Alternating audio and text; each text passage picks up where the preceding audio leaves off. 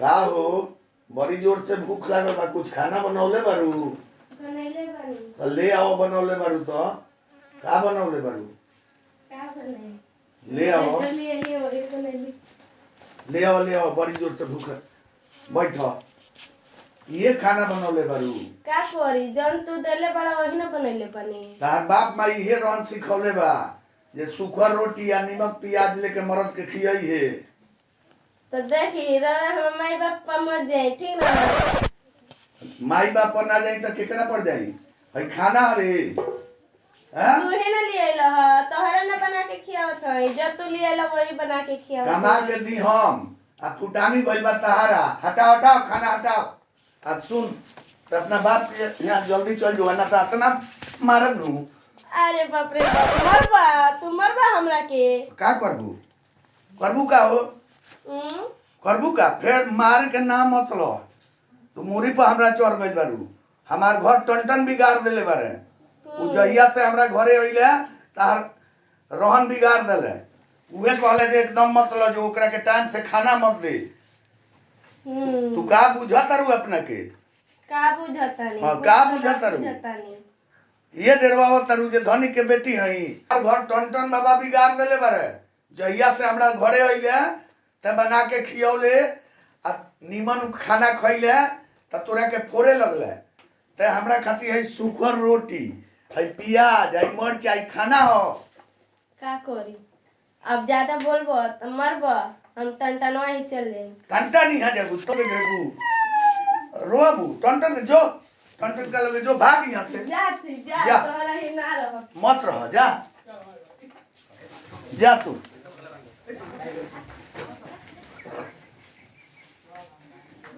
हाँ निकल जल्दी घर में से जो। ए साचो चल गई का तू? ना मनबू मानना जा ना मनबू जा ना मनबू तो जा फिर लौट के आइलू तो गोर काट ले। ना जाइब हम जाइब टनटन के घरे। टन के घरे जेबू? हाँ घूमत तारू कि ना? घूमत तनी। मान जा ना माने मान तू जा। कितना माने बता ना माने। मान जा ना माने चलो चलो घरे चलो। ना हम टनटन ही जाए। चला तो हम खाना के बनाई? तहार बना तू बना लिहा खुद खा लिहा बनाकर। हम अकेले बना के खाए? हाँ आई बाल बच्चा कैसे जिये सरे? कैसे जी तू ही जियई हो। चलो चलो बात मान जा चलो। ना माने हम जाते टनटन के पास। ना मनबे तो जो। ठीक बा जातनी। अभी से कहत नहीं मानना जा। ना माने मान जा हमार सुगा मान जा। कितना माने बता ना माने ना मनबू? ना माने ना मनबू तो चल जा हम मरद ना है। चलिए जा जा हाँ, जा जा।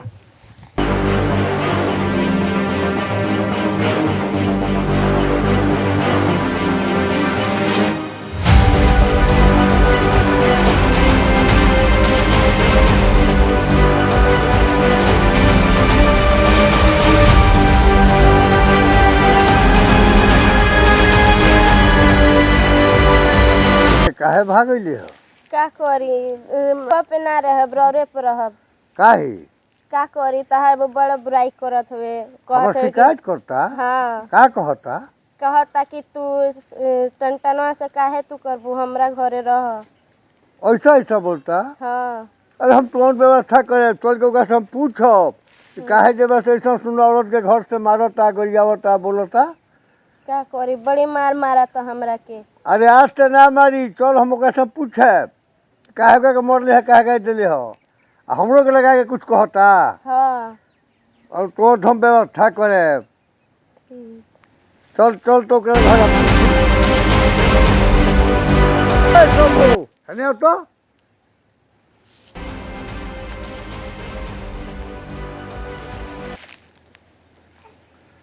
का हो का कहत रहो? काहे के मारत रहो? मारे के कहत रहो ले जाए के अपने घरे राखो। अपना घर रखो? हाँ अपना घरे राखो। तहार परिवार हम राखी? हमार परिवार कुछ ना। हमार परिवार रही तो हमरा घर से ही बाहर जाई। घर से बाहर तो मरबो तो कहाँ रही? एकरा के रोज हम मारतनी बताओ। एकरा के मरले एकरा भाई के मार के बाह टूट दलो। एकरा भाई के बाह तुरे बनी। एकरा माई के मार के घर से निकाल दलो। सब जानी के मारे बा। तू मन बिगाड़ देले बड़ा जहिया से तू अइलो। हाँ बना के खियौलक तो तारा तो तू तो घर फोड़ना हुआ। घर रोटी तो बड़ा सुंदर खाना बनौलो। आज ही खाना बनौले बिया रोटी दे देले बिया अरे जोन ले के देबो तोने न बनाई ओसी निमन ले आलो निमन बनौलो आज तो ले आइलो तू पी के आइल होबो खइलो बेरा खइले होइलो आ के ठेठावे लगलो सुना ना हमार बात मानो हम तो एकरा के निहोरा कहनी हो हां एकरा के कितना मनौनी हो ई ना मनल कि कहतिया टन के घरे रहे तो जा खिसिया के का कहो बहुत ले बारे के जोक रे यहाँ तो खिसिया के चल देले बा इतना इनका खीस बरता औरत का नाके पर खीस रहेला इनका तोनिका रा- से मर्द बोली बेसी उ बोली इनका नाक पर खीस बा तो हमरा ठेहुन पर खीस बा ऊ मार मारे बाउरी ऊ मार मारे तो मरबो मारब आज ना दो तो- मौसम में हम ठेहुन भर गोली चलवा दे तू आ शिवरी के लोग खोखा भी तोड़ के राजा हो जाए गोली चलवा ठेहुन भर चलवा गोली चलवा वाले की हम बात मानो गोली ना चलो तो हर बोली बंदे ना हुई तो जो तू ले जा अपना घरे अपना मठिया में ले जा अरे चल हमरा यहाँ रही ले जा मठिया में ले जा रखो मठिया में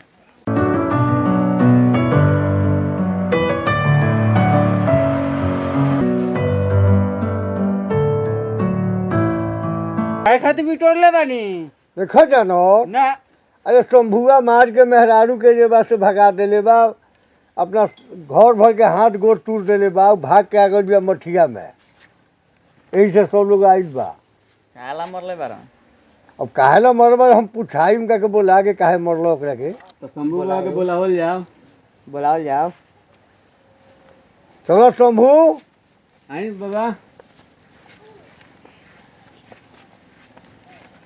ये का मार के हाथ टूट ले बानी अच्छा सुनो बाबा हाथ तुरनी चाहे गोर तुरनी रहोगा हमें गर्जिया नहीं हमें मेरा रुपया जोड़े दे दो बाबा तो हम मेहरारू के भेज दी हाँ आ कौन ही कर हाथ टूट दिलो ओकरा के मार के जब कपाट फोड़ दिलो वो भाग के जब से हमरा दलान में आ गई अब बताओ कि कौना दस्तिया से भेजी आज से कहियो हम ना मारब लेकिन ओकरा के समझा दो कि कौनो गलती ना करी आ सब लोग के सामने हम कहतनी क्रिया खा के आता नहीं खे मारे के क्रिया खातनी सब दोनों लोग के काम हाथ दो। पैर तुरत रहा नी घर में कोई अब के हाथ एक पर और हाथ ना टूट तुरब। दिलो कोई के हाथ पर ना तुरब खीसी नु मारी ले मर दे बात ना मानल सक तो भाई पे खीस उतरियन भाई का बिगड़लो था ई भाई हो कि हाँ। कसाई हो कसाई हो हाँ ये आ दवाई भी ना मर गई माई आई भाई ना हो दवाई ना किलो तो माई मर गई भाई के हाथे टूट दिलो अब बताओ तहा परिवार में के रही जगह के मार जाई अच्छा उ सब बात छोड़ो हमरा मेहरारू से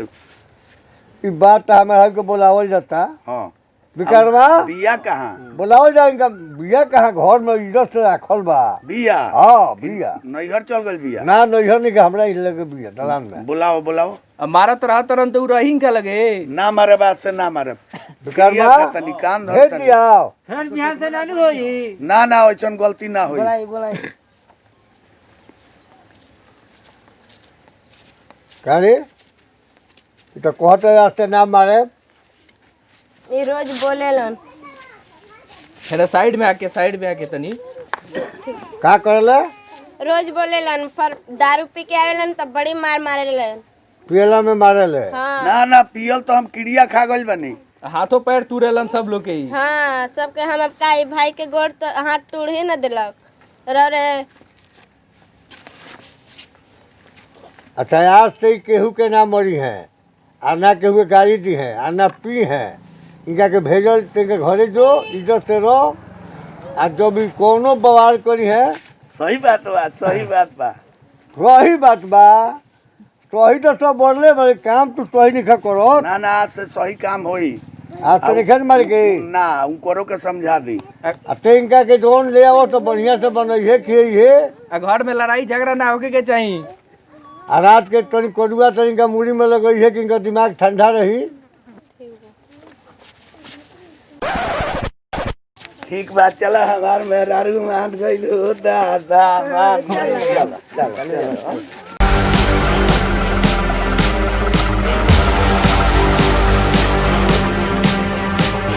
आई बाबूजी तमाम भोजपुरिया भाई के हम 10 नौजोर के शंभू बाबा प्रणाम करतनी आ रउआ सभे का बीच हम टन बाबा जितेंद्र जी जेकरा चैनल से हमनी वीडियो बनावतनी आ ई वीडियो तमाम भोजपुरिया भाई लोग के लगे पहुँची यदि रउआ सभे का वीडियो अच्छा लगे तो एकरा के लाइक करब आशीर्वाद दुलार प्यार जैसे हरदम हमनी के दिले बानी वैसे फिर हमनी के दी।